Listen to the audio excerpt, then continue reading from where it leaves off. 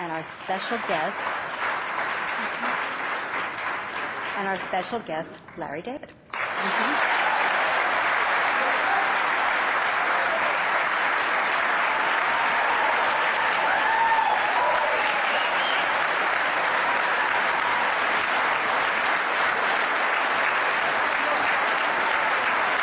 Is love.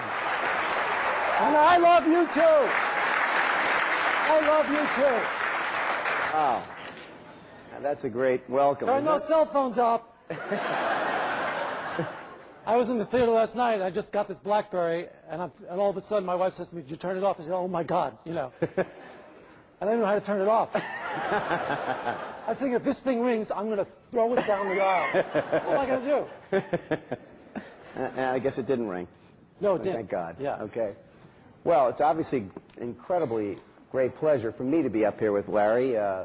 I've been a huge fan of yours for an incredibly long time, as I'm sure everyone here is, and it's really an honor to have Larry with us. And I just want to make sure everybody understands the way we're going to work this. We're going to talk for a while, and at the end we'll do a little Q&A.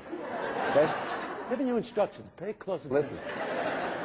Listen. Tell them again. Yeah. Well, they'll figure it out as we go along. Well, everybody knows Larry from Curb Your Enthusiasm. I'm sure everyone here has seen that show, which has become his second classic show, I would say. He's done two of the classic comedies of the current generation, which is quite an achievement. Do people tell you that all the time, Larry? Magnificent achievements. When I go to sleep at night, I can hardly believe that's all happened to me. Well, of the many times you've been interviewed about Curb Your Enthusiasm, I can probably predict what the first thing everyone asks you is. Yeah. Which is that really the way you are? Are you really the Larry David that we see in that show? Absolutely. That is the most asked question that I get. Exactly. Not only is it the most asked question that I get, it's the most asked question that anybody who knows me gets, and the cast, you know. Right. And I've given the answer. I'll repeat my answer, and the answer is, that's the guy that I wish I was. I love that guy. This is the guy I cannot stand. That guy, mwah. I can't get enough of that guy. That guy does the things I wish I could do. Right. Well, He behaves the way I want to behave. so you actually have never quite behaved like that in your life? I think there have been some instances, haven't there, where you felt kind of like that guy feels, I would imagine. You know, not that often. Not that often, really. I mean, when I lived in New York and I didn't have a nickel, I was a little more out there. You know, I'd see a couple on the street, "Stop, take your hands off her!" "What do you love?" You know, I was so hostile. I hated everybody. Right. I'd see a couple having a meal in a restaurant. I'd go up to the window, give them a look. You know, I was so bitter. And Yeah. I had nothing. No prospects, nothing, you know, Yeah. so, you know, I wasn't that far from being a guy who would talk to people in the streets, you know. You just passed by, I was yeah. closing in on that kind of insanity, where I'd be screaming in the streets, you know. And how did you get away from that? How did you change your life? How did this... Well, I started doing stand-up, Right. Mm-hmm. and that helped. And you yelled at the audience, though. Huh? Then you could yell at the audience. I did yell at the audience, yeah. All right. Famously, you had confrontations occasionally with the audience. Occasionally, I would have a little confrontation, yeah. They weren't kind of getting it, you know. Right. "What's the matter with you people? Oh, this is not good for you? You don't get this stuff?" You know, I was insane. I read a thing once where you were at a club, I guess, and you were going to do stand-up, and you walked out on the stage, and you looked at the audience, and you said, "No, I don't think so." Yeah, Did that happen, really? yeah, it's true. I did it once. I was at Catch a Rising Star. They introduced me, and I came out. It was a big crowd. I kind of took a look at them, and I didn't really like what I saw. And I went, "No, I don't think so."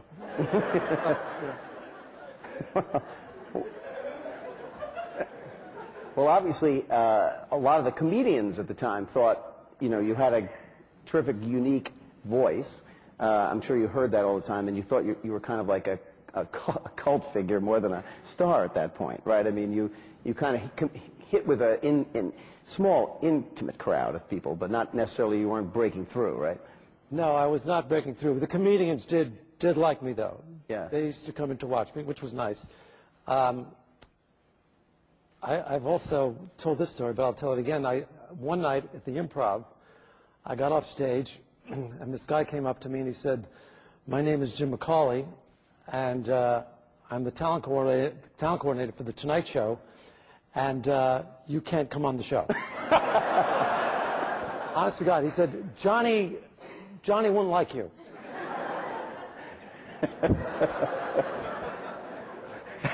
Had you dreamed, like many comedians, that you would be on The Tonight Show one day? No, You couldn't hadn't? care less. Couldn't care less? Couldn't care less. Really? Yeah. Really? Because you didn't think that was the kind of act? I just didn't give a shit about being on The Tonight Show. Well, if we had seen your act in those days, would we recognize the comedy that you do now? Was it that kind of an act? Was it a... It was eclectic. Mm-hmm.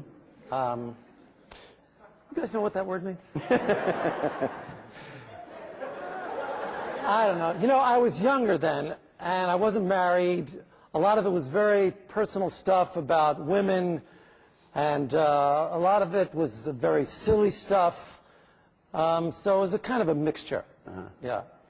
Well, and a lot of it was a lot of it was very kind of social. Some of it was topical. So I think eclectic was the right word there. Sounds good. Well, the reason I ask is one of the things that fascinates me about the show you do now is that you have many, many different, very offbeat ideas that you work into a show, and it intrigues me whether you go through life picking those ideas up and thinking about them as ways to turn them into comedy. There was a show you did, an episode you did early, I think, in Curb, where you lost your notebook. Right. You got a notebook. And I thought to myself, does Larry actually have a notebook like that? Yeah. Here it is. Yeah, I got it. It's in my pocket. You got it. Mm-hmm. I got one. I know I have one. Jeez, I hope I didn't lose it again. I'm not kidding. I don't have it. Maybe it's in the theater from last night. But I probably forgot it. But you do have something. Can anybody figure out how to open these things? Oh, look, I did it. Yeah, okay. But you keep something on you. I do. I keep a notebook on me, and when you see something that sparks an idea. Yeah, I write it down. Mm-hmm. Right. And you keep like a huge raft of these ideas then? Yeah. Then I have a bigger notebook. I have bigger notebooks that I transfer that idea that I wrote in the little notebook into the big notebook. Right. So then I have a big notebook filled with ideas. Okay, so now you're going to write a show, or do you go through it and say, oh, I can use this one idea or that idea? Or how do you start the process of a show? I really don't think this is any of your business. It's a trade secret, I guess. You're really asking me to give away my secrets. Well, you're right. I am. I apologize for that, but... I'll... usually there's an idea that's in my mind that I want to do. Like, for example, I remember seeing that nail, the Christ nail. Christ nail, yes. Yeah. And I thought, what's up with that nail? Right. So I found out that these nails exist and you could get them on the internet. And I said to my assistant, go get that nail for me. Track down that nail. So she got the nail, and I knew I had to do something with that Christ nail. Right. So that's sort of the beginning of it. Then it's like, okay, I've got this nail. I need to be able to take this nail off somebody and use it for my own purposes. And then I thought, who am I going to take the nail off? Then I'll take it off my father-in-law. Yes. What am I going to do with the nail once I take it off? Oh, I'll put up a mezuzah. How about that?